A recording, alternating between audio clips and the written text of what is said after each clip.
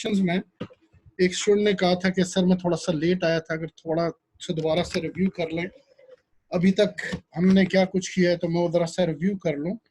I believe आज भी वो लेट नहीं होंगे, ठीक है, क्योंकि हमारा टाइम जो है वो स्टार्ट हो गया और काफ़ी स्टूडेंट्स ऑलरेडी जो है इसके अंदर मौजूद थे। कोर्स का इंट्रोडक्शन तो मैंने दे दिया था, बता दिया था, जितने पार्ट्स हैं वो भी बताए थे, और जो हम इसका पार्ट है HRM से रिलेटेड, ह्यूमन रिसोर्स मैनेजमेंट से रिलेटेड, वो हमने स्टार्ट किया था। इसके इंट्रोडक्शन जिसके अंदर HR मैनेजमेंट क्या है, ठीक है, और इसको क्या कहा जाता है, इसका तारुफ था। HR की प्रैक्टिसेस थी, ठीक है, ये सारी प्रैक्टिसेस लिखी हुई हैं HR की, इसके डिटेल में हमने किया था। Planning, recruitment, selection, training and development, performance management, compensation and employ relations. मुझे कुछ स्टूडेंट्स ने पर्सनल मैसेज भी किए हैं और कुछ ने ग्रुप पे भी कहा है और यहाँ पे चैट पे भी है कि थोड़ा सा स्लो जाएं। कोशिश कर रहा हूँ मैं। आई बिलीव जो है वो अब के जो लेक्चर हैं, जो लास्ट कल भी था और उससे पहले भी, थोड़ा स्लो एंड सिंपल, और बिल्कुल कोशिश ये है कि स्लो और सिंपल रखूं।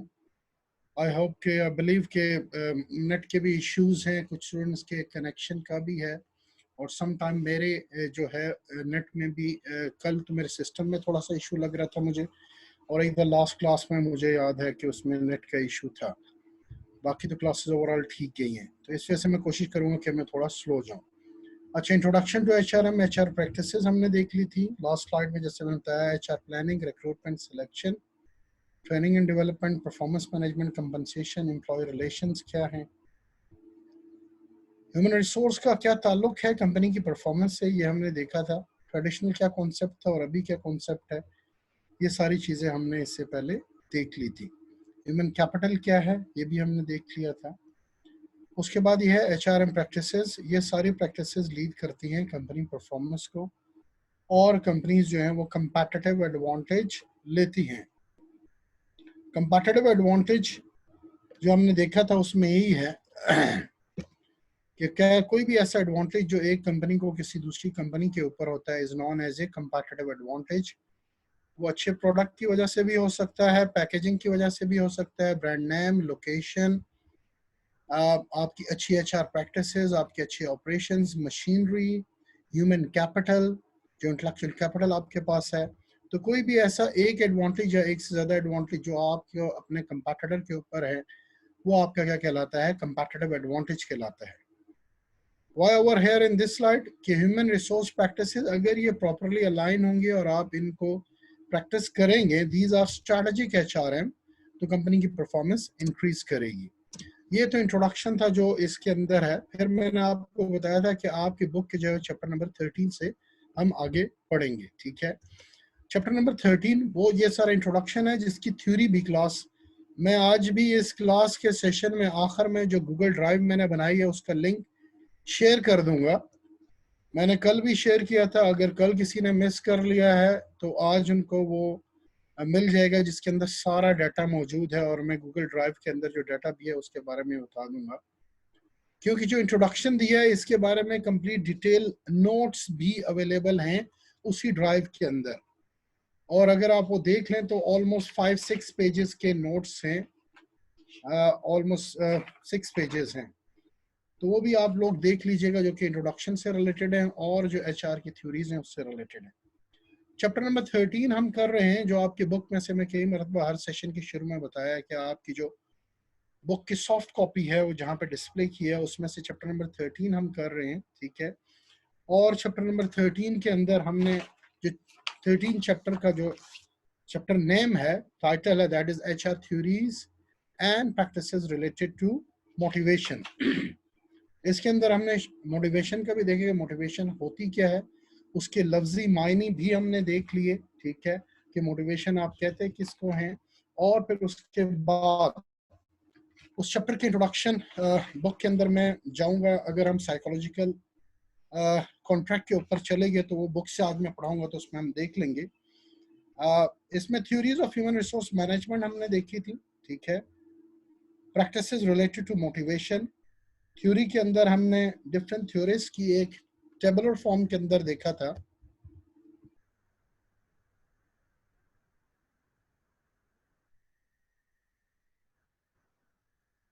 अच्छा क्लास, कुछ क्वेश्चंस आए हैं, विंडो के ऊपर आते हैं तो टीचर थोड़ा सा कॉन्शियस हो जाता है कि शायद आवाज नहीं आ रही है।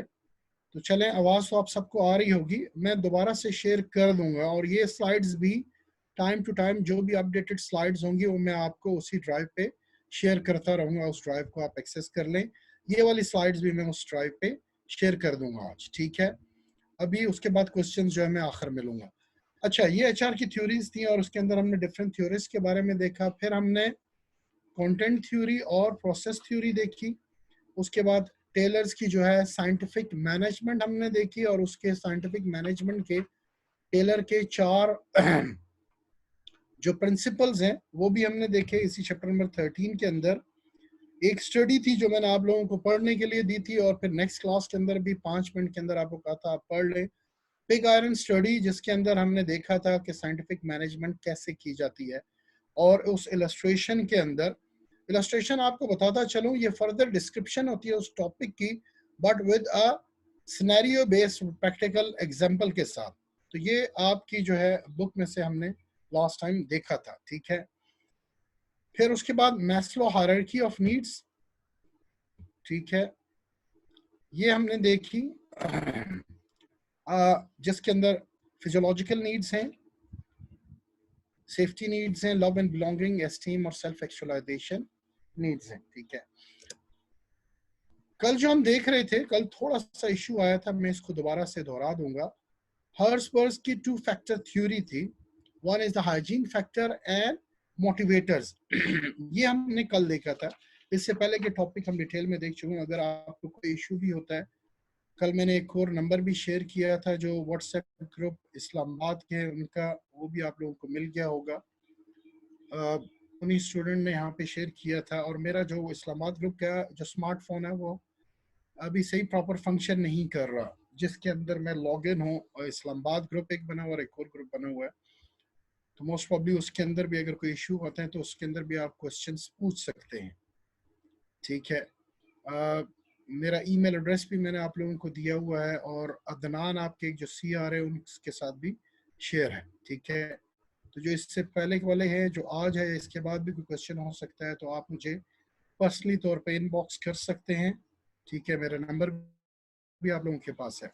अच्छा, हर्सबर्ग की 2 फैक्टर थ्योरी, ये अगेन मैं दोबारा से दोहरा रहा हूँ क्योंकि लास्ट टाइम कल ऐसा हुआ था कि कुछ डिस्कनेक्शन भी थी और वॉइस का फैक्टर भी था। होपफुली आज नहीं होगा, ठीक है। अच्छा क्लास, अगेन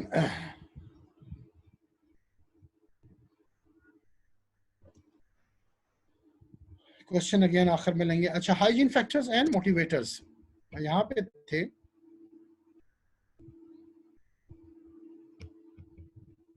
सॉरी, ये मैं समझा कि अच्छा, हाइजीन फैक्टर्स के अंदर policy and procedure for staff treatment, आपने क्या पॉलिसी एंड प्रोसीजर है, कंपनी की जो पॉलिसी है रिलेटेड टू HR कि स्टाफ को कैसे ट्रीट करना है, क्या फैसिलिटीज आपने देनी है, क्या उनको हेल्थ और सेफ्टी से रिलेटेड आपने ट्रीट करना है, ये सारी चीज़ें क्या हैं, हाइजीन फैक्टर के अंदर आते हैं। Suitable level and quality of supervision, ये कल देखा था, क्वालिटी ऑफ सुपरविजन के अंदर इंटरेक्टिव कम्युनिकेशन, सुपरवाइजर का क्या रोल है, कैसे वो क्वालिटी ऑफ सुपरविजन कर सकता है, उसकी कम्युनिकेशन स्किल्स अच्छी होनी चाहिए, इंटरेक्टिव होनी चाहिए, कम्युनिकेशन बहुत पे होनी चाहिए, फ्लेक्सिबल हो जब पॉसिबिलिटी हो, पॉजिटिव एटीट्यूड होना चाहिए आपके सुपरवाइजर्स का, डेलीगेट अथॉरिटी डेलीगेट करना, और एम्पैथी, उसके अंदर हमदर्दी होनी चाहिए। Pleasant physical and working conditions, ठीक है, फिजिकल एंड वर्किंग कंडीशंस जो है वो प्लेजेंट होनी चाहिए। इसके अंदर मैंने आपको लास्ट टाइम पहले भी सेब्रो की एग्जांपल दी थी। सेब्रो, यहाँ पे सेब्रो टेक्नोलॉजीज हैं जो AC बनाते हैं, उमक मॉडल टाउन में इनकी प्रोडक्शन फैक्ट्री है, वो विजिट की तो वहाँ पे भी कुछ इश्यूज थे जो कि उनके फिजिकल और वर्किंग कंडीशन से रिलेटेड जो हमने देखे, जो कि इम्पैक्ट करते हैं एम्प्लॉयज की वर्किंग के ऊपर। और वहाँ पे एक और कल्चर हमने देखा SNDM का था कि वहाँ पे कंपनी के एक्सटर्नल फैक्टर्स इम्पैक्ट कर रहे थे, जिसकी वजह से कंपनी उनको बोनसेस नहीं दे सक रही थी, और जो सैलरी के अंदर परसेंटेज थी जो प्रॉफिट की, वो 2008 से सैब्रो ने एनर्जी क्राइसिस की वजह से बंद की हुई थी। तो वो इश्यूज भी थे। लेकिन फिजिकल के अंदर जहाँ पे वो रह रहे हैं, जहाँ पे काम कर रहे हैं, वो उनकी वर्किंग कंडीशन कैसी है, वो लोकेलिटी कैसी है।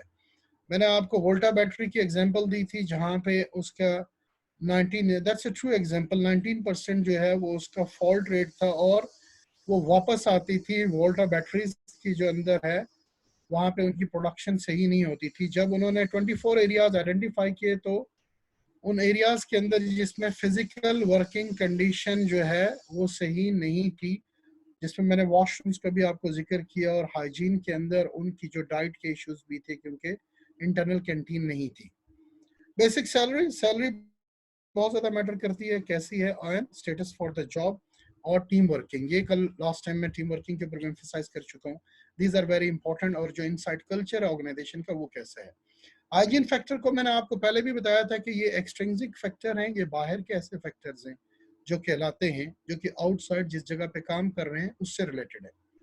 क्यों? इसके अपोजिट जो मोटिवेटर्स हैं ये इंट्रिंसिक है, ये इंसान के अंदर से जो होते हैं और जो उसकी सेंस ऑफ अचीवमेंट है, जैसे जो उसका गोल है, जो उसके ऑब्जेक्टिव्स हैं, जो उसकी वर्किंग है, ये उससे रिलेटेड है। सेकंड थ्योरी थी motivator.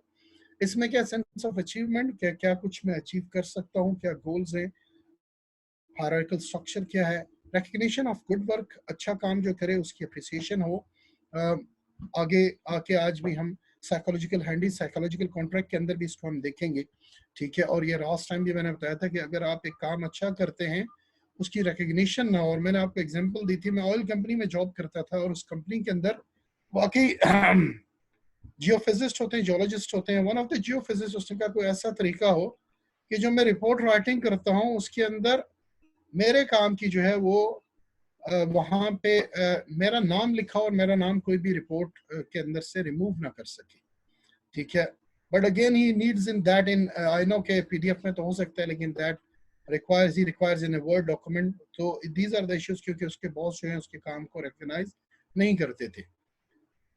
Increasing level of responsibility, इसको आगे जाके हम डिस्कस करेंगे। कैरियर एडवांसमेंट क्या है, ठीक है, कैसे कैरियर के अंदर एडवांसमेंट है कि नहीं है, ये इसी मोटिवेटर का एक फैक्टर है। जॉब रोटेशन, अगर कैरियर के अंदर एडवांसमेंट नहीं है तो लोग क्या करते हैं कि उस जगह पे जाने की कोशिश करते हैं जो जगह जहाँ पे उनको कैरियर के अंदर फर्दर प्रोग्रेशन हो, फर्दर लर्निंग हो, क्रिएटिविटी हो, चैलेंजिंग जॉब हो और सैलरी भी अच्छी हो, ठीक है, क्योंकि लोग एक जॉब करते हुए तंग आ जाते हैं। Attraction of the job itself, इसके अंदर दो तीन चीजें आती हैं।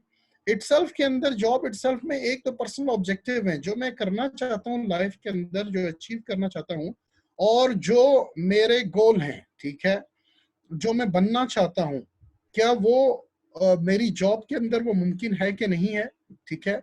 और दूसरा, मेरे एक टीचर ही कहते थे कि जॉब जब भी आप कर रहे हो तो तीन चीजें जरूरी होती हैं। एक चीज होती है लर्निंग, दूसरी चीज है उसका सोशल स्टेटस, कि किसी को बताते हुए कि हाँ जी मैं पीसी में जॉब करता हूँ, मैं आईसीएम में जॉब करता हूँ, मैं ज़ेबिस में पढ़ा रहा हूँ, मैं नमल में पढ़ा रहा हूँ, ठीक है, मैं मैरियट में जॉब कर रहा हूँ, मैं टेलेनोर में कर रहा हूँ, मैं मोबिलिंग में कर रहा हूँ। तो दूसरी चीज क्या आ गई, उसका social status. And attraction of the job में सोशल स्टेटस भी आता है। और तीसरी उन्होंने कहा था सैलरी। अगर इनमें से दो चीजें भी आपको मिल रही हैं तो आप वो जॉब ज्वाइन कर लें। मैं अगेन बता देता हूँ तीन चीजें। वन, जहाँ पे लर्निंग हो रही हो आपकी, आप लर्न करें और आप आगे जो है आपको पता है कि मैं प्रोग्रेस कर सकता हूँ। दूसरा, status of the job, attraction of the job itself, ठीक है, इसके अंदर सोशल स्टेटस भी आता है और क्या उसके अंदर ये अट्रैक्शन है कि जो मेरे पर्सनल ऑब्जेक्टिव्स हैं उससे मीट कर रही है कि नहीं कर रही है। और तीसरा, सैलरी। अगर इन तीनों में से दो भी होती हैं तो आप जॉब कर लें। अगर आपको अच्छी सैलरी नहीं है लेकिन उसका स्टेटस अच्छा है और उसके अंदर लर्निंग है, आप उस जॉब को ज्वाइन करते हैं। अगर उसके अंदर लर्निंग इतनी नहीं है लेकिन सैलरी बहुत अच्छी है और उसका स्टेटस भी अच्छा है तो फिर भी आप लोग जॉब को ज्वाइन कर लेते हैं। तो दीज आर द फैक्टर्स। तो ये वो मोटिवेटर्स हैं कि क्या अचीवमेंट हो रहा है, क्या लर्निंग हो रही है, मेरा कैरियर एडवांस हो रहा है कि नहीं हो रहा, रिस्पॉन्सिबिलिटी क्या है, मुझे ट्रस्ट करते हैं और मुझे वैल्यू करते हैं कि नहीं करते। That's about the increasing level of responsibility. इसी मोटिवेटर के अंदर हर्सबर्ग ने 3 वे बताए कि जॉब स्टाफ क्यों सेटिस्फाइड होता है और क्यों मोटिवेशन होती है। एक थी job enrichment, job enlargement and third is the job rotation. ये क्वेश्चन एनरिचमेंट एंड एनलार्जमेंट के फर्क के बारे में आया था, इसके बारे में मैं दोबारा से बता दूं, शायद कल क्लियर हुआ या नहीं हुआ। जॉब एनरिचमेंट में है कि plan process to improve the responsibility. आप क्या करते हैं, अगर आप सेकंड पॉइंट को देखें, सिंपल है, adding more decision making authority to their job. यानी आप उस पर ट्रस्ट करते हुए उसकी डिस्क्रिप्शन पे रख देते हैं। हाँ, आप को ये हम अथॉरिटी देते हैं आपके अपने तौर पे पूछने की या परमिशन लेने की जरूरत नहीं है, सिचुएशन को देखते हुए उसके अकॉर्डिंग आप खुद से डिसीजन ले ले। ठीक है, ये जॉब इनरिचमेंट है। दैट्स मीन आपने उसके ऊपर ट्रस्ट करते हुए उसको और डिसीजन मेकिंग अथॉरिटी दे दी है। ठीक है, ये क्या है, a deliberate and a plan process to improve the responsibility, challenge and creativity of the job. Enrichment में अंदर क्या है, आप उसको एम्पावर कर रहे हैं और डिसीजन मेकिंग अथॉरिटी दे रहे हैं। ठीक है, एनलार्जमेंट में क्या है, आप उसकी रेंज ऑफ जॉब्स को बढ़ा रहे हैं। ठीक है, I will come back to enrichment. Enrichment के अंदर कल मैंने आपको एक एग्जांपल दी थी कि एनरिचमेंट में कैसे लोग मोटिवेट होते हैं या सेटिस्फाइड कैसे होते हैं, जिसके अंदर मैं बताता है जैसे एक सेल्स पर्सन है जो कि सेल कर रहा है और उसको मैनेजमेंट ने ये अथॉरिटी दे दी है और ये डिसीजन मेकिंग पावर दे दी है कि आप कस्टमर की प्रॉब्लम्स को खुद से रिजॉल्व करें, सिचुएशन को देखते हुए, अपनी जजमेंट को देखते हुए, अपने तजर्बे को देखते हुए आपको ये हमने अथॉरिटी दी है। और उसके साथ साथ वो कहते हैं कि हाँ, आपके पास ये भी अथॉरिटी है कि आप अगर कोई कस्टमर चीज लेके आता है और उसके रिटर्न में उसको पैसे चाहिए तो आप ये कर सकते हैं, रिफंड्स आप कर सकते हैं। और साथ साथ अगर कोई चीज रिप्लेस करना चाहता है तो आप कर सकते हैं। इट सीम्स वेरी सिंपल, लेकिन अगर आपको बताता चलूं तो बहुत सी ऐसी जगह है जहां पे ऐसा नहीं होता। आप अपने सुपरमार्केट्स के अंदर ऑब्जर्व कर लें तो सुपरमार्केट्स के अंदर जो रिटर्न का है, जिसमें आप कभी कोई चीज वापस करना चाहें तो हर काउंटर पे आपने देखा होगा कि वो वापस नहीं लेते। हर काउंटर वाले के पास ये अथॉरिटी नहीं होती है और सेल्स पर्सन के पास कि वो आपकी चीज लेके आपको पैसे वापस दे दें। उसके लिए एक स्पेशल काउंटर बनाया जाता है। तो वो जो स्पेशल काउंटर है, उस पर्सन को आपने ये डिसीजन मेकिंग अथॉरिटी दी है और एडिशनल रिस्पॉन्सिबिलिटी दी है, और वो अपने आप को डिफरेंशिएट कर रहा है बाकी दूसरों से कि दूसरों के ऊपर या तो फिर ट्रस्ट नहीं है और उनको इतनी ज्यादा डिसीजन मेकिंग पावर नहीं दी है, ये मुझे दी गई है। तो वो उस लिहाज से मोटिवेटेड होगा और वो सेटिस्फाइड होगा कि मैं खुद से जो है रिफंड कर सकता हूं और मैं खुद से जो है मर्चेंडाइज को, किसी प्रोडक्ट को तब्दील कर सकता हूं। तो he will be more motivated. Else क्या होता है, कुछ सुपरमार्केट्स के अंदर ये प्रैक्टिस है कि आपके पास कोई रिफंड आता है किसी भी सेल्समैन के पास, तो वो सुपरवाइजर को कॉल करते हैं और सुपरवाइजर आता है उस टेल मशीन के अंदर, रिफंड का एक पासवर्ड होता है, उस पासवर्ड को एंटर करता है और उसके बाद वो सेल्स पर्सन इस काबिल होता है कि वो उसके अंदर उस रिफंड को दे सके या उस मर्चेंडाइज को तब्दील कर सके। तो these are the job enrichment, जिसके अंदर जॉब के अंदर एक्स्ट्रा उसको अथॉरिटी दी है। और ये आप लोग जाएंगे आप प्रैक्टिकल में तो आप you will feel that really that is a really deliberate attempt के मैनेजमेंट जो है वो एक्स्ट्रा डिसीजन मेकिंग पावर देती है और you will be more motivated and you will be more satisfied. इसके अंदर मैंने आपको अपने एचओडी का भी बताया था कि एचओडी साहब से मैंने बच्चों को सेमिनार में लेके जाना था और मैं उनकी परमिशन चाह रहा था, तो उन्होंने मुझे कहा कि सर, और उस टाइम उनसे रब्ता नहीं हो सका।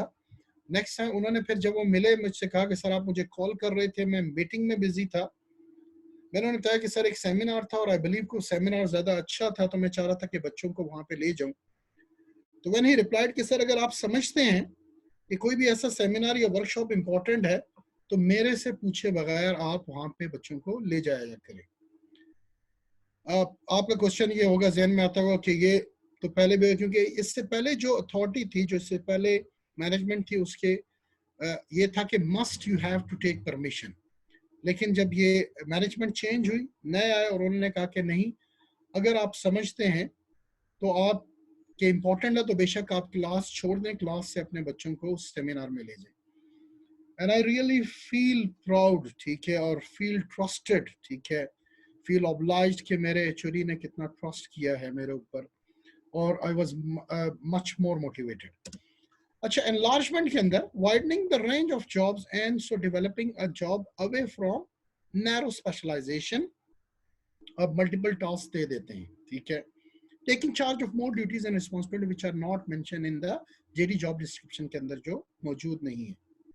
For example, a teacher is given an administrative job as well. अब फर्क अगेन एनरिचमेंट के अंदर क्या करते हैं, आप उसी जॉब के अंदर उसको मोर डिसीजन मेकिंग अथॉरिटी दे देते हैं। सेल्समैन को ये भी डिसीजन मेकिंग अथॉरिटी दे दी कि आप रिफंड भी कर सकते हो और मर्चेंडाइज तब्दील भी कर सकते हो। और एनलार्जमेंट में क्या है, आप 2 टास्क कर रहे हो, आपको एक और टास्क दे दी, ठीक है।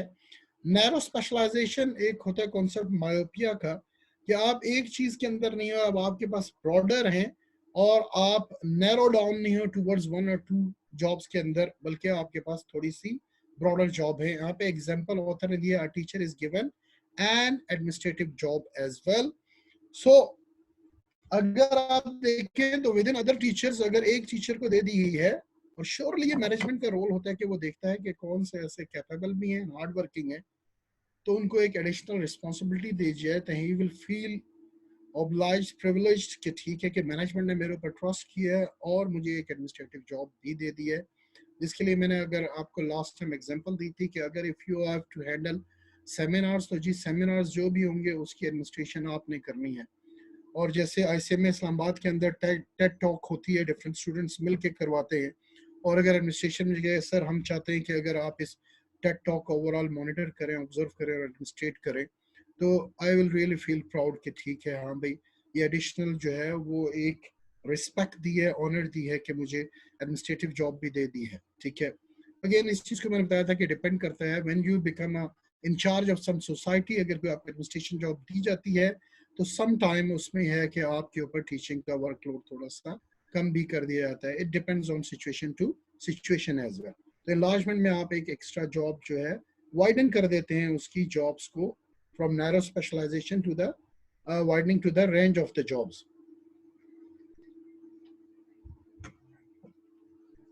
इसके लिए कल मैंने आपको एक एग्जांपल दी थी, लंदन में माइटी सिक्योरिटी में जब मैं जॉब करता था, तो वहां पे मुझे वाकई एक हॉट सीट के ऊपर, उसको हॉट सीट कहते थे, बिठा दिया गया था, जिसके अंदर मल्टीपल थी, और कंट्रोल रूम के अंदर 5 लोग काम करते थे, जिनको हम कंट्रोल रूम मैनेजर्स भी थे, ठीक है, और कंट्रोल रूम ऑपरेटर थे।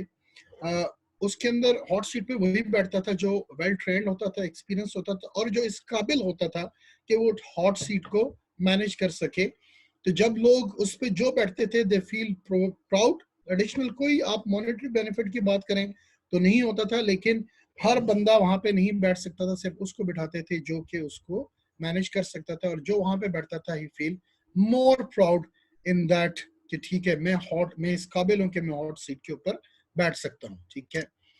जॉब रोटेशन, ये बाय थ्योरी अगर आप देखें तो हर कंपनी करती है। मैंने आपको कल भी बताया कि मोस्ट ऑफ द कंपनीज आप देख लें, जितनी मैंने पाकिस्तान के अंदर ऑलमोस्ट 18-19 इंडस्ट्रीज विजिट की हैं, ठीक है। Why I'm saying in Pakistan, because I have visited 5-6 industries in South Africa as well. तो जहाँ पे भी देखा है वहाँ पे ये है कि मुख्तलिफ हमें जो विजिट कराना, यहाँ पे सैब्रो में जो आदमी विजिट करा रहा था, वो 8 साल ऑपरेशंस में आई बिलीव रहा है, और अब वो क्वालिटी एश्योरेंस के अंदर था, ठीक है, ऑपरेशंस में towards the production of the AC, and now in the enhance toward the quality assurance. तो जिस जगह पे भी होती है जॉब रोटेशन होती है, ठीक है। इसके डिस्क्रिप्शन के अंदर अगर आप खुद से स्टडी करें, या नोट्स जो मैंने दिए थे आई बिलीव उसके अंदर जॉब रोटेशन के बारे में भी होगा। अगर डिस्क्रिप्शन के अंदर जाए तो सम टाइम ऐसा होता है कि कंपनी जॉब रोटेट इस लिहाज से भी करती है कि एम्प्लॉयज जो हैं वो मुख्तलिफ जगहों के ऊपर, ठीक है, जब काम करते हैं तो ओवरऑल कंपनी की सारी फंक्शनैलिटी को वो अंडरस्टैंड करते हैं, और पूरे कंपनी के जो बिजनेस है, जो वर्किंग है, उसको ABC से लेकर XYZ तक उनको उसके बारे में पता होता है, और वो बहुत कॉन्फिडेंट होते हैं अपनी उस जॉब के बारे में, और उनको सारा ओवरऑल प्रोसेस पता होता है कि यहाँ भी ओवरऑल सारा काम कैसे होता है। तो ये to know more about the company, company की वर्किंग प्रोसीजर्स, उसके बारे में, ठीक है। एक और चीज होती है जो कि इससे रिलेटेड समटाइम्स स्टूडेंट कंफ्यूज होते हैं और अक्सर स्टूडेंट क्वेश्चन पूछते हैं। एक तो होती है ट्रेनिंग, जब आपको हायर किया जाता है, जैसे कोका कोला के अंदर, उसका मुझे फॉर श्योर पता है कि वहां पे 6 हफ्ते की ट्रेनिंग होती है और हर डिपार्टमेंट के अंदर 4 to 5 डेज हर एम्प्लॉय को लगाए जाते हैं। उसका तो पर्पज ये होता है कि एक एम्प्लॉय को पता लगे कि स्क्रैच से, रॉ मटेरियल से फिनिश गुड तक कैसे प्रिपेयर होते हैं और कैसे मार्केट के अंदर उसको भेजते हैं। तो वो कंपनी के ओवरऑल सारे फंक्शनैलिटी और प्रोसीजर से वेल अवेयर हो जाते हैं। ये तो ट्रेनिंग का पार्ट होता है। और उसके अलावा जो जॉब रोटेशन है, अब आप एक जगह पे काम कर रहे हैं, ठीक है। मैंने कल एग्जांपल दी थी कि एक क्वालिटी एश्योरेंस के अंदर एक आदमी 8 साल से काम कर रहा है और दिन के अंदर उसने 30 प्रोडक्ट की क्वालिटी एश्योरेंस करनी है और उसके एसओपीज के अंदर 6 स्टेप्स हैं क्वालिटी एश्योरेंस टेस्टिंग के, कि ये 6 स्टेप आपने परफॉर्म करने ऑन द डेली बेसिस के ऊपर। जब भी प्रोडक्ट आएगा 6 चीजें आपने चेक करनी है, वो 6 चीजें ओके हैं तो आपने उसके बाद उसके ऊपर क्वालिटी एश्योरेंस की, क्वालिटी कंट्रोल की स्टैंप लगानी है और उस प्रोडक्ट को पास ऑन कर देना है टुवर्ड्स द नेक्स्ट स्टेज।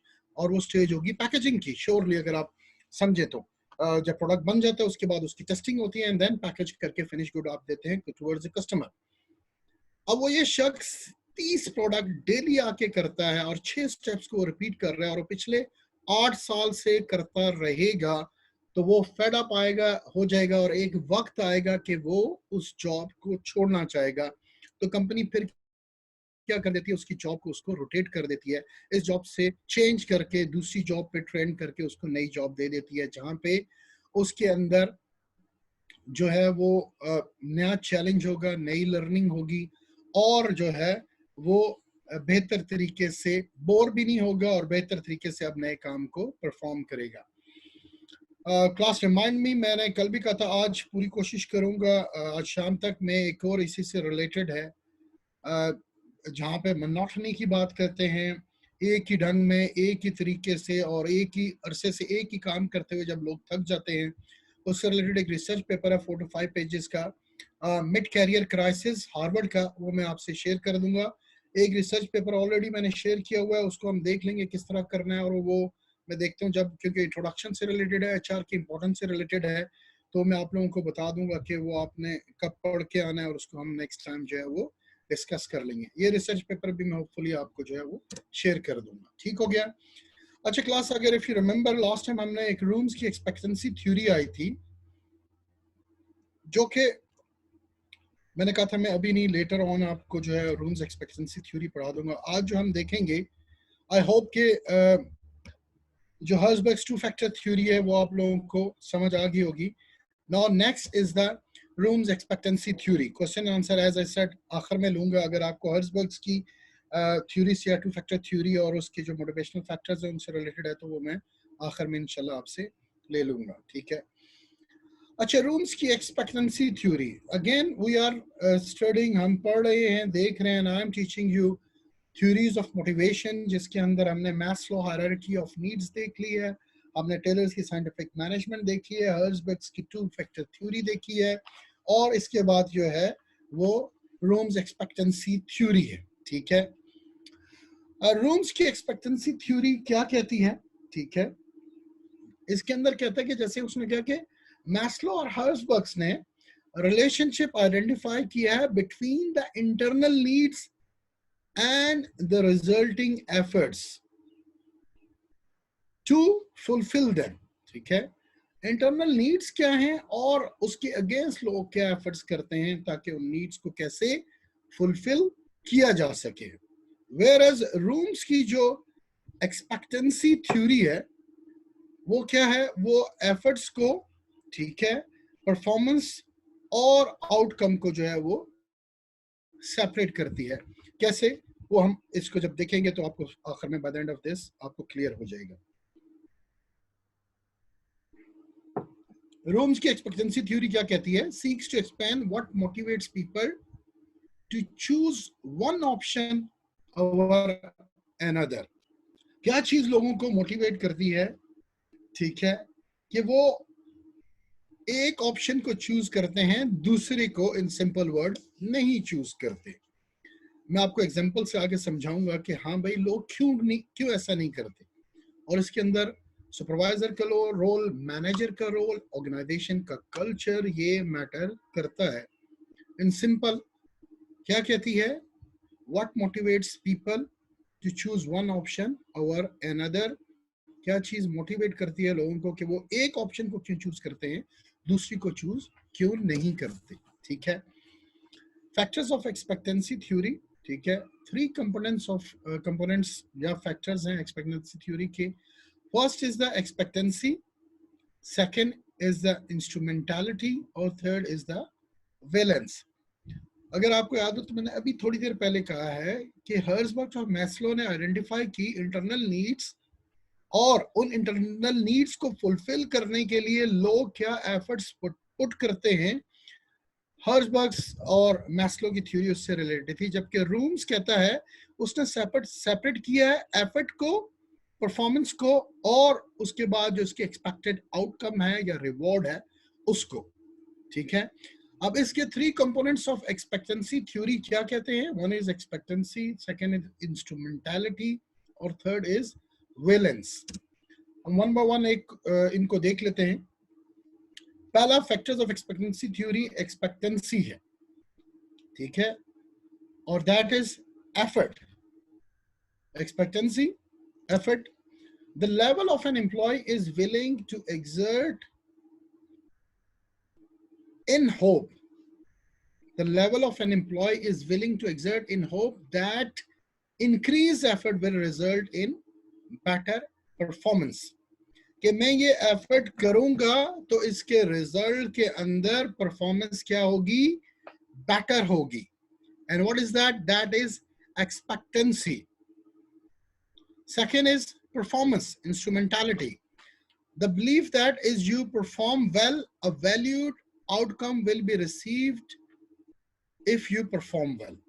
ये is received दो दफा आ गया, will be received if you perform well. अगर आप perform well करेंगे, अच्छा करेंगे, तो क्या होगा, valued outcome आएगी। ठीक है, the belief that is you perform well, a valued outcome will be received if you perform well. ठीक है, आप जब अच्छा परफॉर्म करेंगे तो एक वैल्यूड आउटकम आएगी। और बैलेंस क्या, reward, the importance that the individual places upon the expected outcome. जो इंडिविजुअल है, जो एक्सपेक्टेड आउटकम आ रही है, उसको कितनी वक्त या इंपॉर्टेंस देता है। ठीक है, आई नो कि ये काफी कंफ्यूजिंग आपको लग रहा होगा, ठीक है, लेकिन तीन फैक्टर्स अगेन है, एक्सपेक्टेंसी, एफर्ट, इंस्ट्रूमेंटालिटी और बैलेंस। ठीक है, ये एक्सपेक्टेंसी थ्योरी के हैं। और एक्सपेक्टेंसी थ्योरी क्या कहती है, ये क्या मोटिवेट करता है लोगों को कि वो एक ऑप्शन को चूज करते हैं दूसरी के ऊपर, यानी दूसरी को नहीं चूज करते, इस एक को क्यों चूज किया है। इनको मैं आपको एक एग्जांपल से देता हूं, क्लास लेसन केयरफुली। एग्जांपल ये है कि एक सुपरवाइजर या मैनेजर अपनी एक सेल्स पर्सन को एक टारगेट देता है कि अगर आप 7 दिनों के अंदर, यानी एक हफ्ते के अंदर 1 लाख रुपए की सेल करोगे तो मैं आपको 5,000 रुपए बोनस दूंगा, या यस सेल्स कमीशन दूंगा।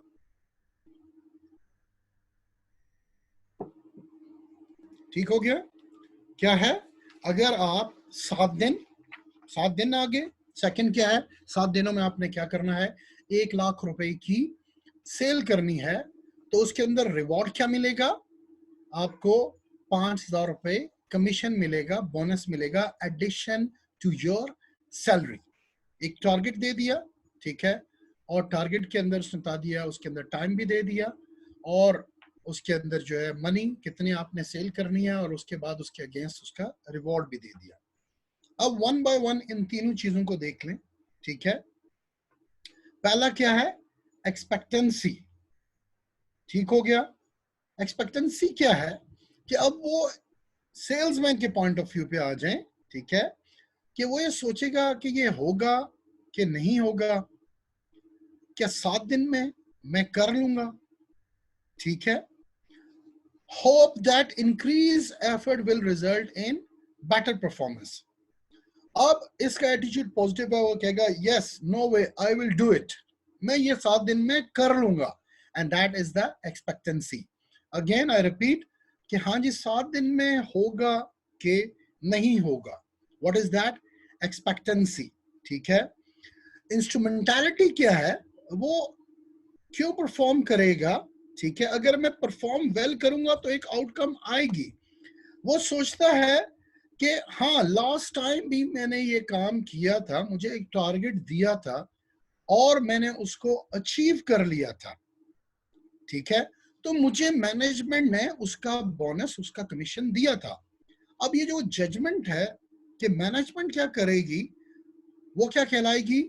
वो इंस्ट्रूमेंटैलिटी है। ठीक है, हाँ भाई लास्ट टाइम भी दिया था और इस दफा भी मुझे ये रिवॉर्ड देंगे।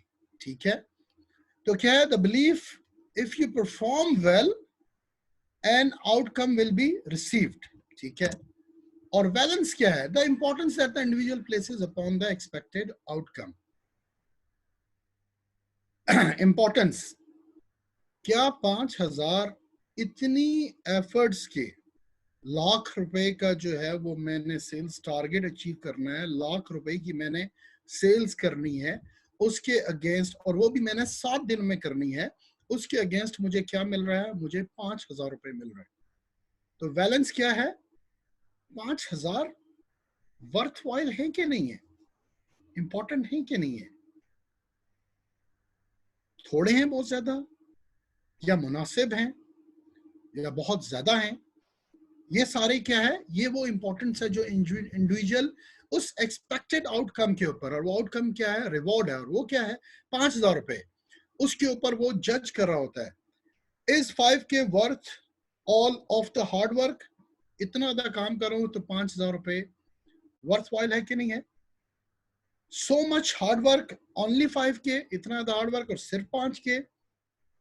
Is it possible to reach 1 lakh? ये सारी चीजें क्या हैं? ये बैलेंस है।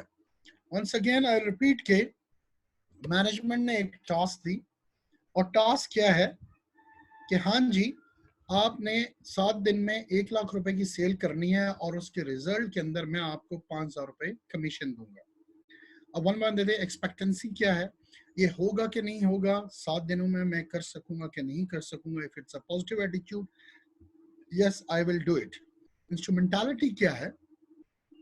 लास्ट टाइम मैंने जब किया था और मैंने टारगेट अचीव किया था तो मुझे दिए गए थे। ठीक है, इफ आई परफॉर्म वेल, ठीक है, a valued outcome will be received। ठीक है, ये इंस्ट्रूमेंटैलिटी होगी। और नेक्स्ट ये जजमेंट है, क्या 5,000 वर्थ वाइल इतनी ज्यादा एफर्ट्स को करना 7 दिनों के अंदर 1 लाख के उसको अचीव करना के नहीं? तो ये वो सारी चीजें हैं जिस पे अगर if come back to this thing कि हाँ जी लोग एक चॉइस को क्यों चूज करते हैं किसी दूसरी के ऊपर। ठीक हो गया। इसके अंदर अगेन ऑथर कहता है इसी पॉइंट को, Vroom's expectancy theory. For example, if someone is mainly motivated by money, एक मनी से मोटिवेटेड है, और अगर आप उसको एडिशनल टाइम ऑफ दे देते हो, ठीक है, या फिर आप उसको लेटर ऑफ एप्रिसिएशन दे देते हो, तो वो मोटिवेटेड नहीं होगा, उसे क्या है? पैसे चाहिए। या आप उसको एम्प्लॉय ऑफ द मंथ बना देते हो कि ये एम्प्लॉय ऑफ द मंथ है, ये बहुत एफर्ट्स पुट करता है, वो कहता है मेरे लिए इंपॉर्टेंट क्या है कि मुझे पैसे मिलने चाहिए। ठीक है, अच्छा, अगर इसी सिनेरियो के अंदर, इसी एग्जांपल को, ये जो सामने स्टेटमेंट है इसी को आप देखें, एक और इंडिविजुअल है, वो बॉस से कहता है कि बॉस अगर आप मुझे रिवॉर्ड ना दें, 5,000 रुपए ना दें, मुझे 2 दिन ऑफ दे दें, मुझे छुट्टियां चाहिए, मेरी 2 छुट्टियां भी पड़ी हैं, मैं 2 और छुट्टियां चाह रहा हूं, तो अब क्या है? उसकी चॉइस है, क्योंकि उसने छुट्टियों में कोई और काम करना है। एक और that would be more appropriate कि वो कहेगा बॉस मुझे आप 5,000 ना दें बल्कि मेरी प्रमोशन कर दें। ठीक है, तो दीज आर द थिंग। अब मैनेजर की इंप्लीकेशन क्या है? देखें, हर थ्योरी अगेंस्ट मैंने आपको बताया कि ये सारी थ्योरीज अवेलेबल हैं। इसके अंदर आपने when you will be the manager, आप इक्विप हैं, आप ये थ्योरीज आपको पता है, पढ़ी हैं, और जहाँ पे आपने मैनेजर लेवल पे आप गए हैं, तो उस पोस्ट पे अब आपने जजमेंट करनी है कि हाँ भी मैं किस लिहाज से जो सारे टूल्स, थ्योरीज और फ्रेमवर्क्स जिनसे मैं इक्विप हुआ हूँ, उनको मैंने अब इस तरह यहाँ पे कैसे इन प्लेस करना है। तो अब मैनेजर ने ये देखना है कि कौन सा शख्स किस ऑप्शन को चूज करना चाहता है ओवर अनदर। एक शख्स मोटिवेटेड है कि उसकी प्रमोशन हो, तो मैनेजर वो टारगेट सेट करे और उसको अगेंस्ट उसके प्रमोशन दे। एक शख्स चाहता है कि मुझे पैसे चाहिए, तो उसकी एफर्ट्स के अगेंस्ट उसको क्या है, पैसे मिलने चाहिए। एक शख्स अब सिचुएशन में रिक्वायर कर रहा है कि हाँ भी मुझे कुछ डेज ऑफ कर दिए जाए, या मेरा डिपार्टमेंट चेंज कर दिया जाए, या मेरी जॉब रोटेट कर दी जाए, तो मैनेजर उसका जो गोल है, जो टारगेट सेट करेगा, जो रिवॉर्ड होगा, वो उसी के अकॉर्डिंग सेट करेगा। क्यों? उस शख्स के अंदर नजदीक जो इंपॉर्टेंस है, जो वैलेंस है, वो पैसा है। दूसरे शख्स के नजदीक इंपॉर्टेंस प्रमोशन है, तीसरे के नजदीक 2 days ऑफ है। तो अब मैनेजर ने देखना है कि उस एक्सपेक्टेंसी थ्योरी के अंदर ये जो टारगेट सेट कर रहा है, वो एक्सपेक्टेंसी, इंस्ट्रूमेंटालिटी और बैलेंस हर पर्सन टू पर्सन डिफरेंट है। तो मैं उसी लिहाज से उसके टारगेट्स को और उसके रिवॉर्ड्स को और उसी परफॉर्मेंस को और उसकी एफर्ट्स को उसी लाइन के अंदर उससे मैं आउटकम या रिजल्ट्स लूं। ठीक हो गया? अच्छा class, I believe we still have time and you are not, I would say कि इंफॉर्मेशन ओवरफ्लो नहीं होगी। वेट ऑन सेकंड में जो इसके बाद हमने जो नेक्स्ट अभी हम देखेंगे, वो हमने देखनी है साइकोलॉजिकल कॉन्ट्रैक्ट। ठीक है, वो थ्योरी है। ये यहाँ पे रूम्स की एक्सपेक्टेंसी थ्योरी फिनिश, और जो इससे पहले था वो आपको मैंने जो कल का लेक्चर है वही ऑलमोस्ट हमने रिपीट किया है। जो नेक्स्ट हम देख रहे हैं वो दैट इज रूम्स हैंडीज, जो है हैंडी की है साइकोलॉजिकल कॉन्ट्रैक्ट। ठीक है, वो हम देख लेते हैं। Here it is handy psychological contract.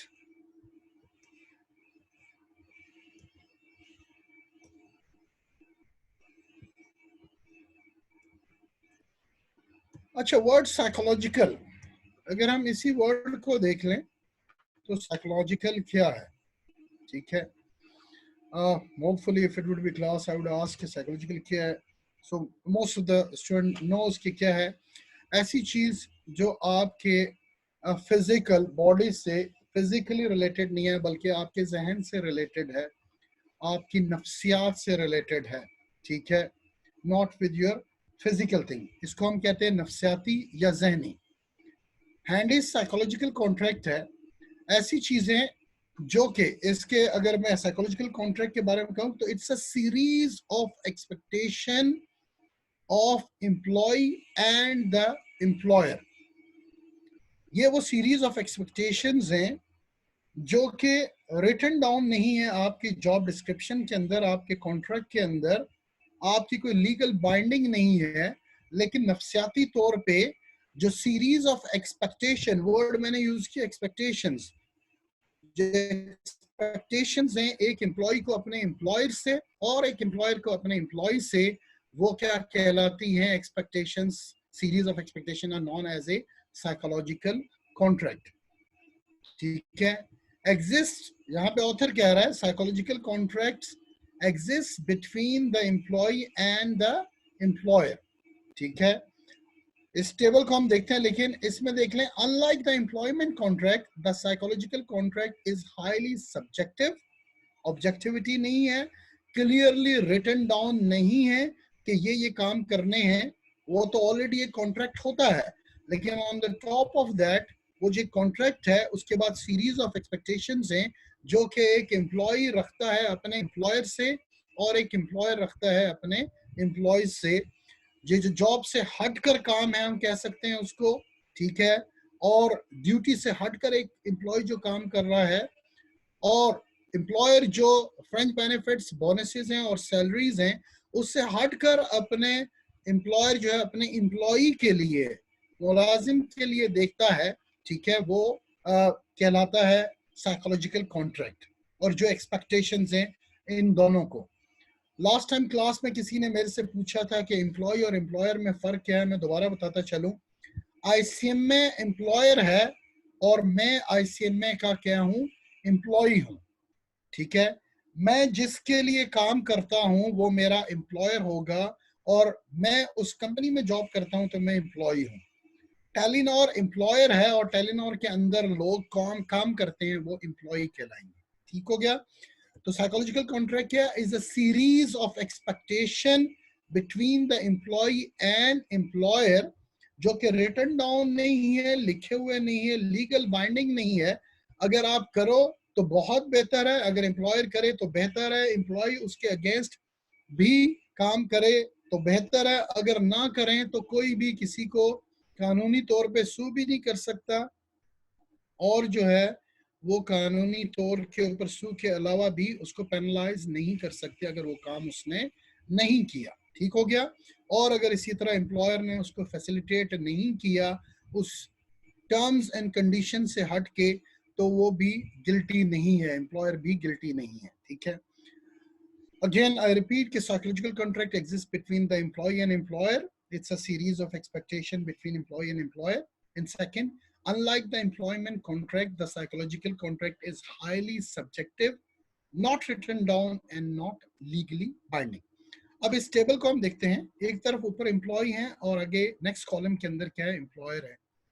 और अगर आप इसके वर्टिकल साइड पे देख लें तो what do they want, employ क्या चाहता है, want their needs to be satisfied, जो उसकी जरूरत है उसको जो है वो पूरा किया जाए। ठीक है। एम्प्लॉयर क्या है, want employee to work hard, will have a set of expectation for each employee, तो वही set of expectation जो एम्प्लॉयर की है वो एम्प्लॉयज की भी towards एम्प्लॉयर होंगी। what are they willing to give, क्या देना चाहते हैं दोनों। एम्प्लॉय क्या देना चाहता है, will offer their energies and talent, और एम्प्लॉयर क्या है, payment, benefits and other outcomes. Example आप प्रमोशन। ठीक है, आपकी जॉब डिस्क्रिप्शन के अंदर जो काम है आप डेली वो काम कर रहे हैं, उससे हटकर आप काम करते हैं तो श्योरली मैनेजमेंट और आप एक्सपेक्ट करते हैं कि अगर मैं हट के काम करूं या तो कंपनी मेरा ओवर टाइम लगा दे खुद ही देखते हुए, या फिर मेरी इस परफॉर्मेंस को देखते हुए, एक्स्ट्रा हार्ड वर्क को देखते हुए एम्प्लॉयर जो है वो मेरी प्रमोशन कर दे। ठीक है, तो ये जैसे एग्जांपल में दिया हुआ है प्रमोशन, एक प्रमोशन हो सकती है। इम्प्लीकेशन ऑफ फॉर मैनेजर्स क्या है, साइकोलॉजिकल कॉन्ट्रैक्ट, जैसे मैंने बताया रूल्स की एक्सपेक्टेंसी थ्योरी की इम्प्लीकेशन थी, जिसमें मैंने आपको बताया कि आप मैनेजर्स ने देखना है कि हर एक के ऑब्जेक्टिव्स डिफरेंट है, हर एक का जो है गोल डिफरेंट है, हर एक डिफरेंट रिवॉर्ड जाता है, तो उसने जज करना है कि किसके को किस तरह का रिवॉर्ड देना है। जो मनी से मोटिवेटेड है तो उसको पैसे दिए जाएं, जो 2 छुट्टियों से मोटिवेटेड है तो उसको 2 छुट्टियां दी जाएं, और जो चाहता है कि मुझे प्रमोशन हो तो उसको वो टास्क और वो गोल सेट किया जाए जिसके थ्रू उसकी प्रमोशन हो सके और उसको वो काम दिया जाए। अब यहाँ पे साइकोलॉजिकल कॉन्ट्रैक्ट में क्या इम्प्लीकेशन है, मैनेजर्स यानी बीइंग यू पीपल और future managers of the companies, a psychological contract can exert a strong influence on behavior because it captures what employees really believe that will get in return for what they give. ठीक है, कि जो मैं दूंगा, जो मैं give करूंगा उसके रिटर्न में मुझे कुछ ना कुछ मिलेगा, मेरी जो है मेहनतें और मेरे एक्स्ट्रा हार्ड वर्क जाया नहीं जाएगा। If employees feel that the employer has broken promises or violated the contract, employee reaction range from mild irritation or reduction in efforts to handling in their notice. ठीक हो गया। जब वो देखेगा उसका रिवॉर्ड कुछ भी नहीं मिल रहा तो एक वक्त आएगा वो भी एग्जॉस्ट हो जाएगा और वो काम नहीं करेगा, उसकी परफॉर्मेंस भी डिटीरियोरेट हो जाएगी, कम हो जाएगी। In order for manager to motivate and retain employees, they must understand the importance of the psychological contract. तो वो मस्ट है कि अंडरस्टैंड करें कि क्या एक्सपेक्टेशंस हैं जो कि रिटन डाउन नहीं है, सब्जेक्टिव है, एम्प्लॉय चाहता है। समटाइम आप बैठ के उससे काउंसलिंग करके उससे पूछ भी सकते हैं। ठीक है, तो ये है साइकोलॉजिकल कॉन्ट्रैक्ट का, यहाँ तक आज मैं पढ़ाऊंगा, इससे आगे हम नेक्स्ट टाइम कल आगे चलेंगे। इसी साइकोलॉजिकल कॉन्ट्रैक्ट की आपके बुक के अंदर फर्दर डिटेल है, लेकिन क्लास ये एक इलस्ट्रेशन है, इलस्ट्रेशन 4 आपके बुक के पेज, जो पीडीएफ का पेज तो 202 बन रहा है, लेकिन आपके जो बुक का पेज बन रहा है वो 390 है। होपफुली सॉफ्ट कॉपी आप सबके पास है, ठीक है। तो आप लोग देख लीजिएगा, ये प्रोफाइल है केट से रिलेटेड। Kate has worked as a trainee accountant. ये आप घर से पढ़ के आइएगा, ठीक है। मैं कल इसको डिस्कस करूंगा, ठीक है, और कल टाइम नहीं दूंगा कि आप पढ़ें, लेकिन वही चीज है। लेकिन अगर आप पढ़ के आएंगे तो आप बेटर अंडरस्टैंड करेंगे साइकोलॉजिकल कॉन्ट्रैक्ट को, ठीक है। तो प्लीज कल आपने इलस्ट्रेशन 4 जो है हैंडी साइकोलॉजिकल कॉन्ट्रैक्ट से related page number 390 of your book, ठीक है, ये आपने पढ़ के आनी है, ठीक है।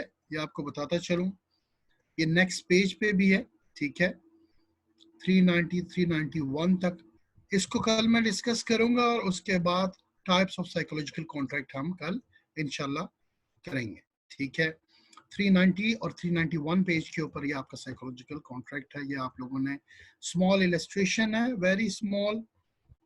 आप अपने स्मार्टफोन में भी ओपन करके बैठे हुए लेटे हुए आप इसको पढ़ सकते हैं, देख सकते हैं। तो प्लीज इसको कल पढ़ के आइएगा, आपको बेटर अंडरस्टैंडिंग होगी। Now I'll go towards the question answer session, और उससे पहले अगर मैं आपको बता दूं, कल की ड्राइव में दोबारा से शेयर कर लूं।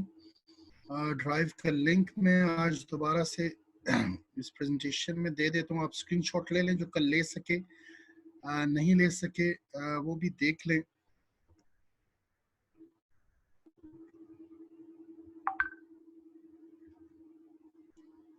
थोड़ा सा अगर आपको मैं बताता चलूं, लास्ट टाइम कल भी बता दिया था, ऑल्दो सॉरी मैंने कल बता दिया था। इसके अंदर ये सारी चीजें आपकी मौजूद हैं। अगर आप इसके बुक के अंदर देखें तो एंटरप्राइज मैनेजमेंट का फोल्डर बना हुआ है, ठीक है। इस फोल्डर के अंदर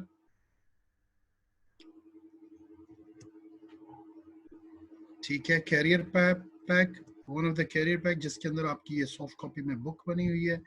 आपके थोड़े ओल्ड जो है वो आपके कोर्स से रिलेटेड चीजें, एंटरप्राइज मैनेजमेंट की जो है वो सिंपल जो है बेस्ट प्रैक्टिस स्ट्रेटजी मैप्स भी हैं, रिकमेंडेड बुक्स भी हैं एंटरप्राइज मैनेजमेंट से रिलेटेड, और डॉक्यूमेंट है। फिर एचआर मैनेजमेंट जो हम पढ़ रहे हैं अभी, एचआर मैनेजमेंट भी है यहाँ पे, ठीक है। जो ये सारे डॉक्यूमेंट्स हैं, क्यों नहीं ओपन हो रही, एचआर की बुक भी इसके अंदर मौजूद है, एचआर की स्लाइड्स भी मौजूद हैं, एचआर के नोट्स भी हैं, और हार्वर्ड की जो एचआर की केस स्टडी है ये यहाँ पे ये सेम मैं आपको इन डॉक्यूमेंट से दिखा देता हूँ। HRM इन मैनेजमेंट प्रैक्टिसेस, ठीक है, aligning human capital with business strategy, ये हार्वर्ड का एक आर्टिकल यहाँ पे पड़ा हुआ है। चैप्टर नंबर 13 जो आज हमने देखा है मैस्लो का और हर्सबर्ग्स की थ्योरीज के अंदर है। इंट्रोडक्शन टू HRM, जो स्लाइड्स और रूम्स एक्सपेक्टेंसी थ्योरीज में है, ये नोट्स इसके अंदर मौजूद हैं, और आपकी HR की ई बुक कंप्लीट इसके अंदर मौजूद है, ठीक हो गया। तो ये सारी चीजें आपके इस ड्राइव के अंदर है। What's the link, I will go back to the link, और मैं ये लिंक दोबारा से कॉपी करके रख रहा हूं ताकि आप लोगों को यहाँ पे आप इसकी स्क्रीनशॉट ले लें, आप इसको देख लें। It's on the screen now, ठीक हो गया।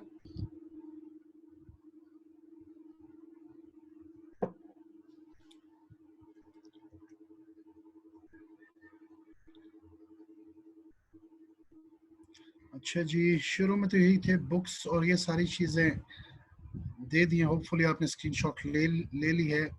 लिंक अगेन दोबारा मैंने सेंड कर दिया। लिंक का एहसन जावेद पूछ रहे हैं, बिल्कुल आपका एचआर का फर्स्ट चैप्टर है, पहले चैप्टर पे हम चल रहे हैं। आपके बुक का चैप्टर नंबर 13 है, introduction to HRM theories and practices, ठीक है। HR theories and practices related to motivation, HR theories and practices related to motivation, ये आपका चैप्टर चल रहा है, ठीक है। आज मैंने इस क्लास में से पहले भी होपफुली जिन्होंने पूछा है, हाना ने, है ना, सॉरी सैयद जिले अब्बास ने, तो ये पहला चैप्टर ही चल रहा है, इसका दोबारा से मैंने रिव्यू किया है।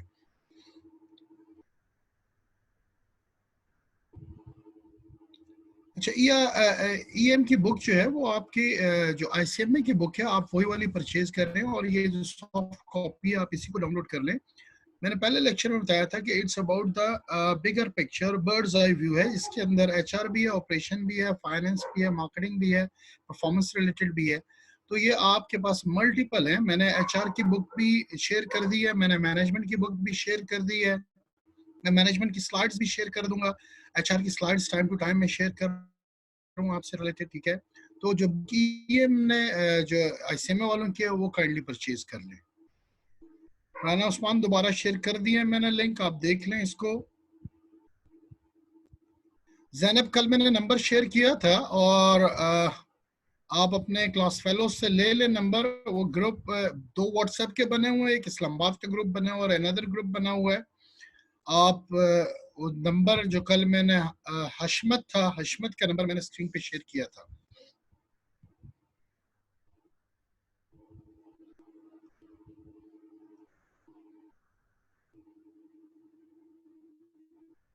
अच्छा, एक दफा और समझाएं, आई डोंट नो किसका पूछ रहे हैं आप, एनोनमस अटेंडी हैं। आज कल का लेक्चर जो है वो दोबारा से मैंने समझा दिया था, अगर आप दोबारा पूछना चाह रहे हैं, ठीक है। क्लास अपनी जो इस जो लेक्चर है इसकी और जो टीचिंग करा रहे हैं इसकी सेंटिटी को आप जो है वो इसके तकद्दुस को कायम रखें, और ये बीच में जो आप जोक सेंड कर रहे हैं इसको काइंडली अवॉइड करें, ठीक है।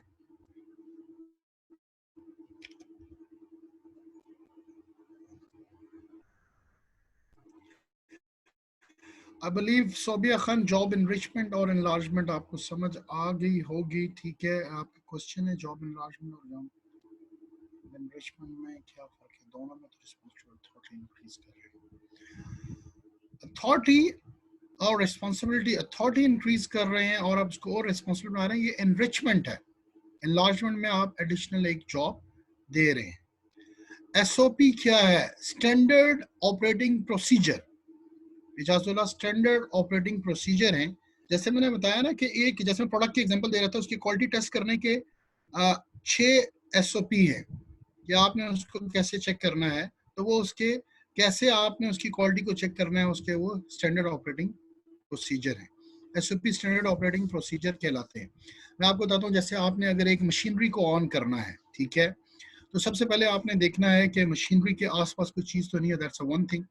सेकंड, उसको प्लग इन करना है। थर्ड, आपने सॉरी उसको कनेक्ट करना है आपने इन्वर्टर से। फिर थर्ड, आपने उसको प्लग इन करना है और फिर उसका बटन ऑन करना है।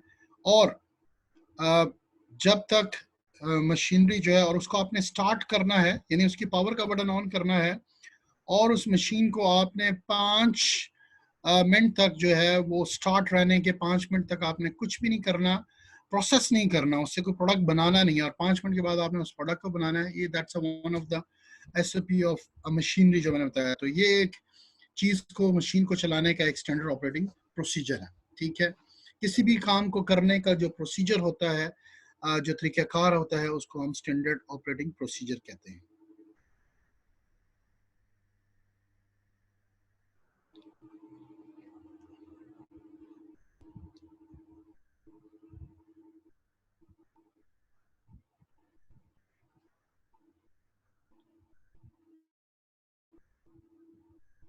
रूम्स की थ्योरी अगेन इजाजुल्लाह, मैं नेक्स्ट टाइम कल दोबारा से रिव्यू करके आगे चलूंगा, ठीक है।